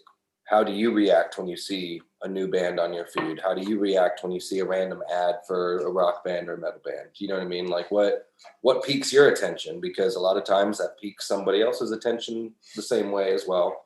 So we're constantly going back between like, how do we as listeners and I forget the word. I always fans. Yeah, as fans and consumers, I guess was the word, of content. How do we react to things? How are other people doing it as well? And it's ever changing. So, I mean, because for example, Numenarion, the Moth Gatherer, 3 or 4 other bands Rick and I have fanboyed over in the past year, who have been out already for 6 years. Bands that already have previous albums, prior to the ones that connected us together, that we didn't even know about. Didn't know they even existed. And because we just happened to find these things, the right time, us being in the right place, had a big influence on what we were doing, But aside from that, though, all it takes is that one good luck second of advertisement or whatever it is, or word of mouth that piques your attention, and now all of a sudden it's your favorite band, and you've spent hundreds of dollars on merchandise and music, and but that band's been grinding for 6 years before we came along. So sure, yeah. No, that word of mouth is still relevant, It is relevant. Yeah. Yep. I think even more so than people realize too, because I whether it's a personal account, a business account, whatever you're running, I come across so many people that deal with, the algorithms are just suppressing everything. Like I was just posting a lot of my own personal page, whatever, just kind of like participating more than I had in a long time. And there was a week where I just needed a mental break from just kind of the political cycle, just a lot of different things. I've been reading a lot of info, reposting, trying to be more active and do my part with what's going on in ways that I feel relevant to spread information that is pertinent. And just a week where it's like, I just need a mental health week where I just got off, right? And I noticed like over that period of time, right, just my numbers kept going up, like, all right, whatever, fine. It's in the back of my head. Took a week off and I go back to posting. It's like my post or whatever I'm doing is like, boom, just everything is like not even near where it was. Like, oh shit, like I'm not even trying to like create awareness or an account for my own personal account. Just what I'm doing is they'll punish you if you don't keep doing it. They're trying to keep you in and keep you active, engaged, and it's argument from a business account perspective. I get it, but on a personal page, I'm just like, fuck, that's gross as fuck. I think that happens all the time, and I would assume, like with myself, and I'm in a good place where I don't get too distraught with the social media numbers lately, because I'm sort of like whatever, I know Rom's like that, like a lot of times if you're busy with stuff, you sort of just post out something you've done or whatever, move on. You don't really have a lot of time to worry about it, and it's like but I think that's true if you start, because I think the algorithms, if you're reacting, like right now things are real politically charged and there's a lot of back and forth with that, and so I'm not above, I'm going to comment on something, or I'm going to that kind of stuff will start getting filtered and targeted. And so I think a lot of any musical content I may post, people might not even see it. Like half the time I'll post something, even maybe a few times, and people are like, I had no idea.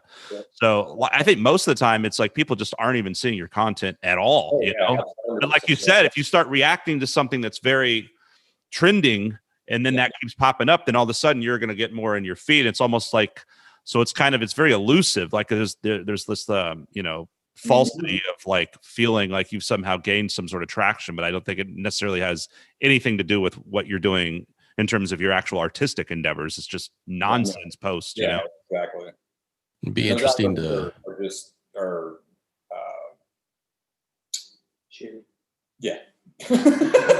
more or less what I'm gonna get.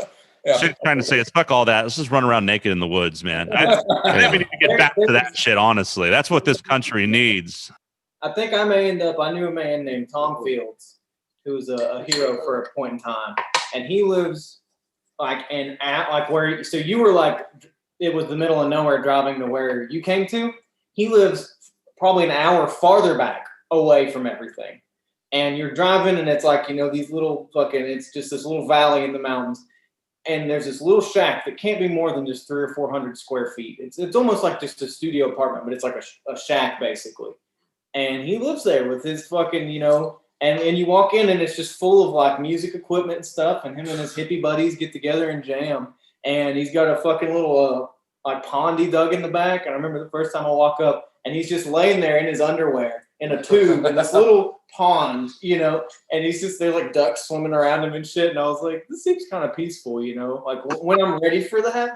And he's just this total like hippie dude, like I can see that. It sounds like the that first place that you and your buddy Dave went and did that demo, Skunk.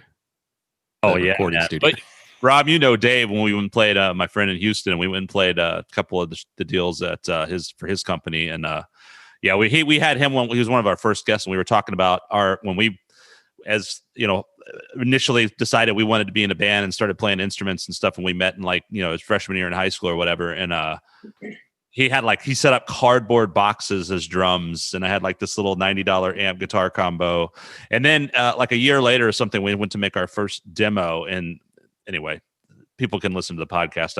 I won't spend your podcast telling you about it, but that's what Victor do.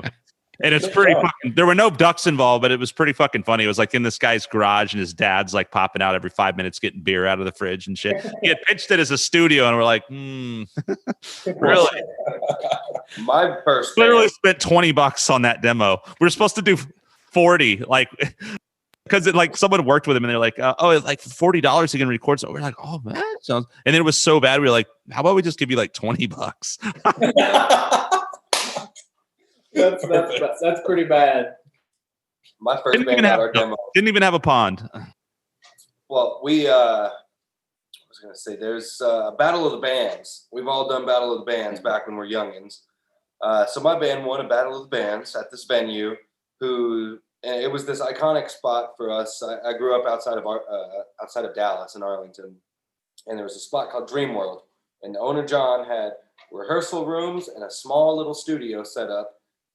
It was like this huge warehouse. So half of it was rehearsal rooms and a studio. The other half was a venue.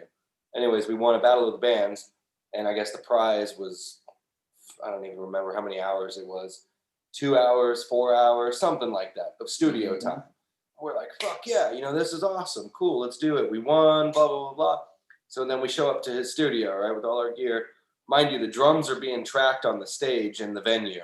So he just has like a long DI cable going all the way from the drums to the studio on stage.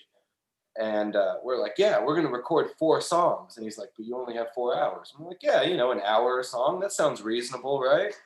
And he kind of looked at us like we were crazy. I think we got 2 songs out in 4 hours. But yeah, that was a fun experience. I'm just thinking back.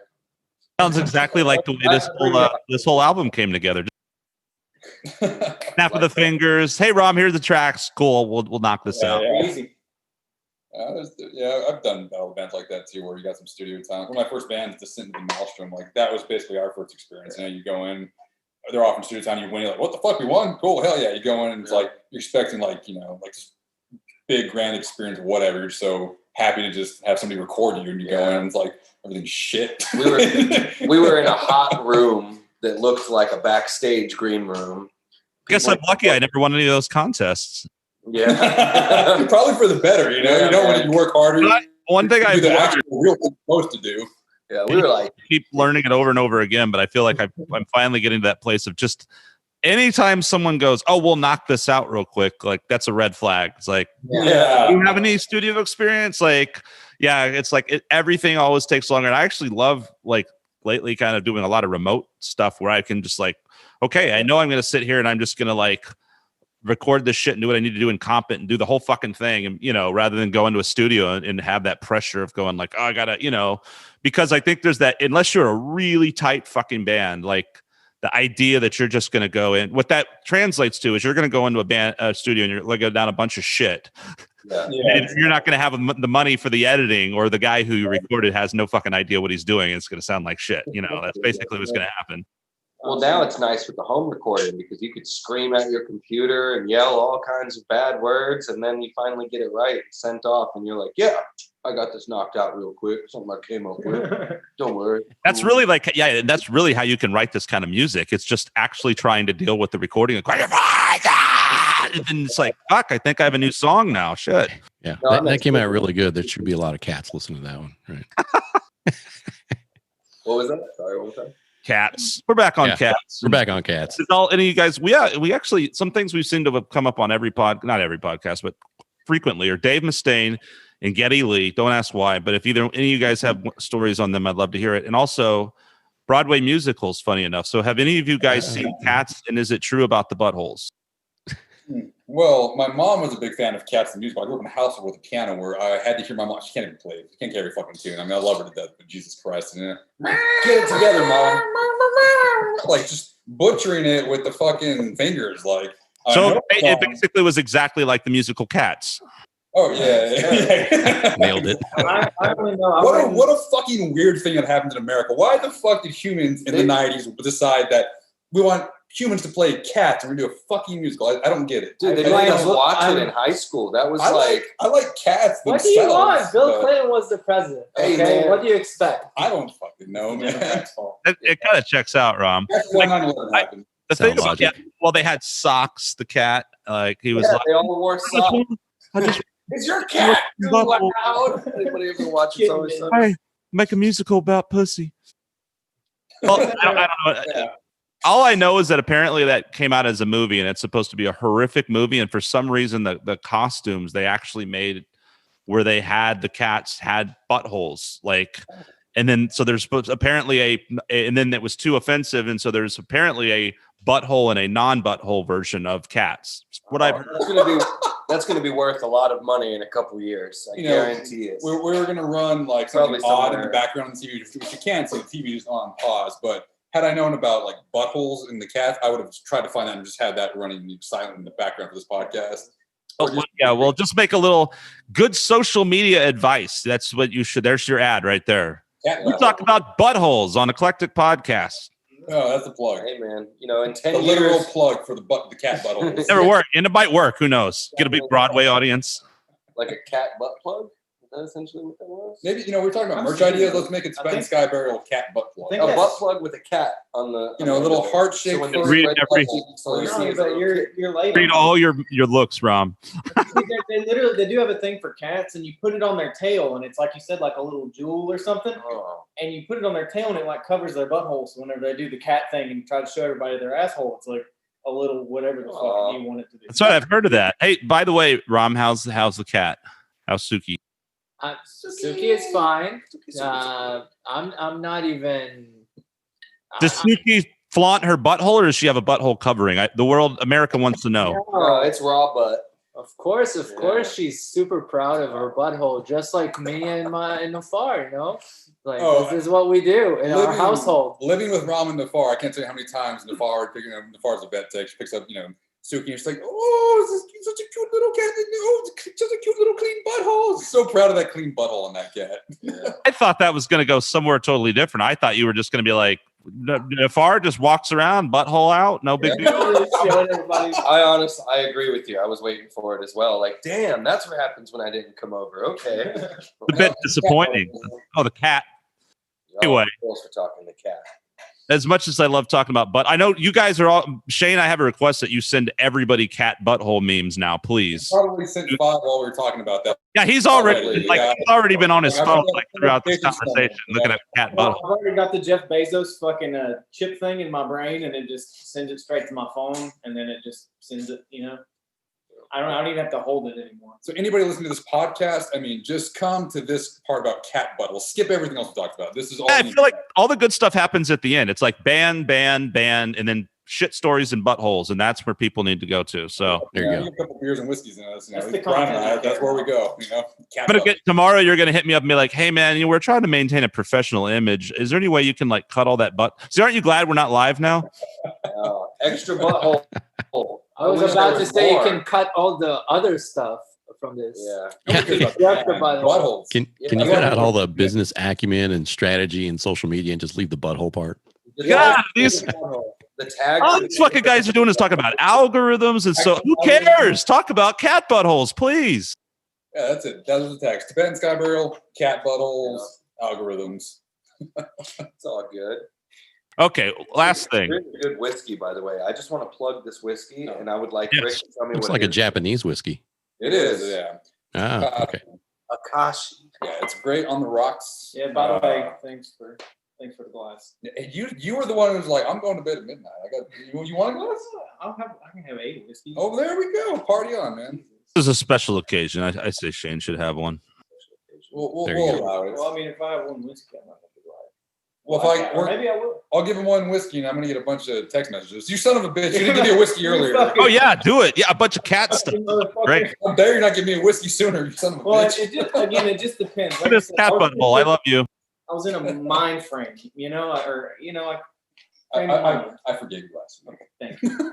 I told him, I said, well, in the light of a new day, It's still funny as shit. I don't feel quite as I strongly just as I just didn't expect it to. I was like, Sweet Shane's calling me a son of a bitch. All right, He told me to go fuck myself. okay, go back to sleep. Deal with that in the morning. Anything you want to plug? Anything else? Products, bands, anything else? You guys, anyone you want to give a shout out to? Follow us on Instagram. It's where we're most active. Tibetan Sky Burial TX. We've got hopefully the show. I come and take it with y'all at Skunk Fest. Very happy and proud to be a part of that. In November, depending on judge rulings and whatnot, we're going to be releasing our music video through Decibel Magazine exclusively on December 3rd. Probably vinyl next year, and going to start working on that second album. That was a good promotional plug.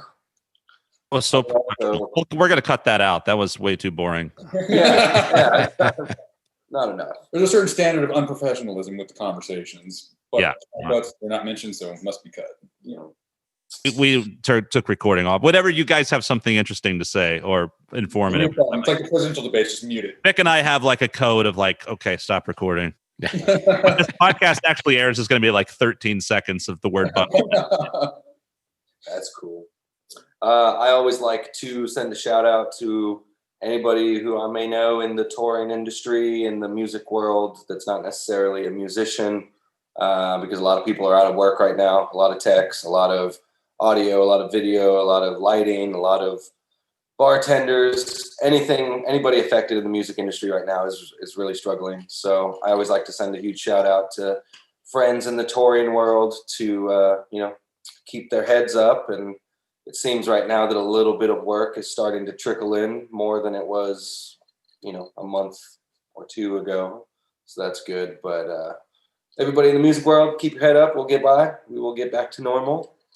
And hi, Mom. That's about it. And I hope your mom doesn't listen to this. I really hope so. Hey, man, my mom's cool, though. She's kind of like a don't ask, don't tell person, because she watched, of course, she texted me, hey, your band is, you're doing a little live stream tonight for the Kick Butt show. I was like, yeah, Mom, we're going to rock out. Da, da, da, da. Cool, I'll be watching. And I totally forgot that Mom is watching somewhere in the ether. And what was the last words out of my mouth? Smoke weed, eat pussy, hail Satan. And then I love it. Text from my mom. I'm like, great show, honey. It was Of awesome. course. Yeah, God bless moms. Oh, that's my boy. My mom, exactly. I don't know what you're saying, but it sounds great. Yo, for real though. Yeah. What are you so angry about? Yeah, with my hair down. I can't see your face. I wish you would show your pretty face more. You're so handsome. Got this song called Worm Hill that's kind of a weird, twisted, dark song and screaming and shouting and strangeness. And there's this classical piano piece I wrote that is in the same key. And I don't know why. So I put it as a prelude to that. So there's on this album, there's that track and then this really sort of disturbing-esque, sort of Mr. Bungle inspired track. And I remember my mom telling me, she was like driving around and had my CD in her car with my grandma, and she played the classical piece. And, my grandma was like, oh, wow, that's great. And then this next song, Worm Hill, comes on and she just let it play. And I'm like, Jesus Christ. My grandma, this like devout Catholic, and I'm over here just like screaming bloody murder and horrible shit. You're an artist, okay? Artists do weird things. Grandma will just have to understand. That's right, Grandma. Look at my butthole. It's art, damn it. It's not porn. Sometimes artists talk about buttholes. It's okay. I love my 99-year-old grandmother. When I go visit her, like Christmas, Mijo, you're still playing guitar? Oh, do you sing? Do you dance? It's like, yes, Grandma. I do those things on stage. In my mind. She just pictures you as a cute little mariachi guy. Yeah. Yeah, it's like, her brain, I'm just fucking Charlie Chaplin for tap dancing. Can't process it. Remember one time I saw a movie come on and like another grandma of mine, like there was like, it was something like not even really that graphic. It was like a scene of my grandmother was just like, is this porn? I'm like, wow, if you had any idea the things that people do and that I watch and enjoy. She could see our text message thread. Especially this guy, Shane Wallin'd. He'll show you some things you've never seen before. Shane Wallin'd is the only man to have offended me in my adult life. Seriously, like I'm not kidding when I say it sounds like a joke. I had to stop. There's Shane and one other person who I won't mention that when they would send me something, I would just delete it because I was like, I don't even want to see what might have been sent to me because I don't. And this Rick was in a chiropractor appointment the other day, and Shane sent him a big old fart sound. So this man's in the doctor's office. I'm half asleep. It's 9:00 in the fucking morning. And I'm getting my shit worked on. He's taking forever. I just get my phone, and I just figure it's like a Shane, like driving, recording the voicemail. Hey man, great job on the album. Or, somebody said this or that. And my phone's blasting, and I'm like, cool, thanks, that's awesome. That's just what I hoped for. Only man to offend me with the fucking video of. Like I've seen all kinds of porn, I've seen all kinds of shit, fisting, right? But this fucking fisting video just fucking offended me. I was like, I've seen this. I don't fuck with this, man. This is just fucking graphic as fuck. This is borderline violent and it's just tasteful. Like, and it's just kind of funny. We're not going to shit talk on Shane, but it's funny because he comes up. Also, that's what Rom calls another Sunday. Yeah. Well, that's why me and Ron get along. I'm not even. But this man comes up out of nowhere and he's just like, hey man, have you seen this? Very casual, and he kind of catches you when you're, yo, dude, this is crazy. Check this out. And then you look, and it's like a 37-inch cock you know, like something just absolutely bonkers. And you just kind of look at him like he did this to me right before our set at Safe House a couple weeks ago. Me so bad and so offensive that it's like when a tragedy happens, it sticks with you forever. Like I know the exact location, the exact gig that I was at when someone showed me the phone with the Shane meme, and I was like, we're gonna just have to call it like getting Wallin'd. Wallin'd, yeah. That should be a thing now, getting Wallin'd, man. I want you to know how much that warms my heart, though, because that's the purpose of his life. That's exactly what I wanted. I was sitting on that couch right behind it, just burned into my brain that moment. I saw that fucking boat fisting happening. It was just fucking violent as fuck. And I was like, oh no. I don't even remember really what you And I was surprised it was on Facebook. I was like, how is this on fucking Facebook? This is like a Facebook video. Like, why is this even on here? I thought it was romantic, but whatever.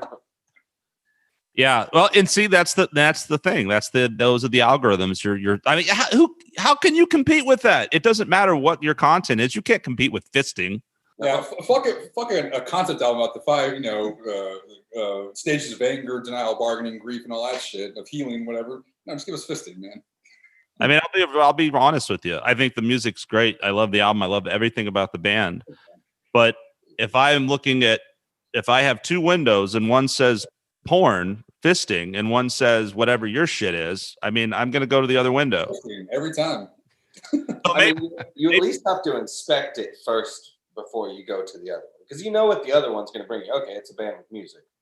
But this fisting, though. That could be organically Wallin'd in the wild. You know, you got to wonder those things. Wallin'd in the wild. Holy shit! Please start a fucking YouTube channel. If you gain anything from this podcast, I want to wake up tomorrow to Wallin'd in the wild. All right. And this man didn't even want us to say his fucking last name at the beginning of this podcast. Now it's a hashtag Wallin'd in the wild. Well, yeah. Sorry, Shane. You will be losing your job now. And go to jail at some point. Well, we always like to end on a high note, and I think we've hit it. Yeah, absolutely. That's a good We've covered everything we need to. Gentlemen, thank you so much for joining us once again. Tibetan Sky Burial. See, I can't even function now. My brain is somewhere totally different.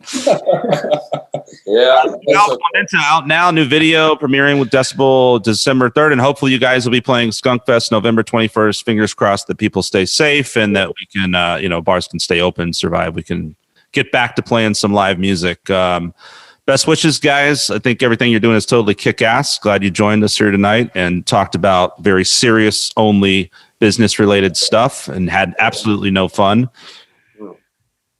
Well, all together, boys, you know what they say. Smoke weed, eat pussy, and what? Hail Satan. Hail Satan. I'll end on that note. Rock and roll. All right. Once again, this has been Eclectic Podcast with Tibetan Sky Burial. Skunk Manhattan, Vic Ramos signing out. Later.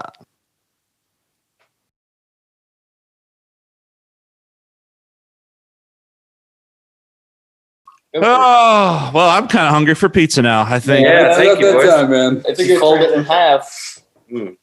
Oh, speaking of folding it in half, I don't know if Shane's ever told any of y'all about this. So there's this guy that was like a grade above us, but apparently years later we found out, because one of his girlfriends broke up with him because he liked to like take dildos and fold them in half and shove them up his ass. Well, she wasn't into it. Was this before the double-sidedness came out? Yeah, no, it was a double-sided one, and that's what she was folded because he wants the extra girth. Yeah, wants at the first head she was and like, the "Wait a tail." minute, so you want to bang the dildo and like me bang it at the same time?" And he's like, "No, fold it and then put it in me, and then I'll fuck you." Both. Yeah. So really, he just needed an extra hand Stephen Shropshire, yeah. to hold the tension, of the bending dildo. Yeah, because otherwise it's just gonna like fucking. Yeah, it's like a spring. You gotta yeah. wear some eye protection. Yeah. Safety first. And this was not like, this was a guy like my size too, mind you. Like this wasn't a big man. Well, I've heard that the anus could stretch to at least, No, I mean it can get real big, but mind you. That should be the soundbite. Just that right there. Something. I don't know what. I've heard the ends can stretch real big. Just insert it randomly.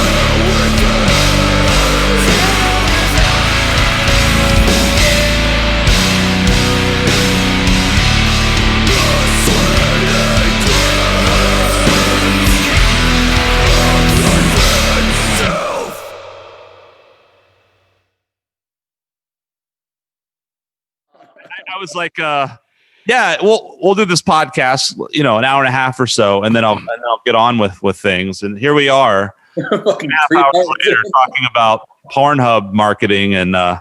This is what happens when you hang out with Shane. This is what Wallin'd, fucking man. I made it happens. right at the right time. You all got That's Wallin'd the other tonight. hashtag dragging is Wallin'd. How is it my fault? I don't know, man. Pornhub, cat butts, Wallin'd, algorithms, Tibetan Sky Burial. The only thing I know about cats is we went and saw Uncut Gems, me and Derek, and whenever Uncut Gems, Cats. I don't know if you saw it, but it's a great movie. But That's good, yeah.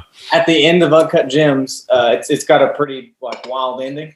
And the lady in front of me stands up and looks at her friend and goes, "I told you we should have fucking went and seen Cats." and I was like, that is the best. Like, That's amazing. yeah, but someone actually wanted to go see that, and we were just talking about how bad it was. Wow. Okay, that soundbite right there will get used. That was Oh yeah, absolutely.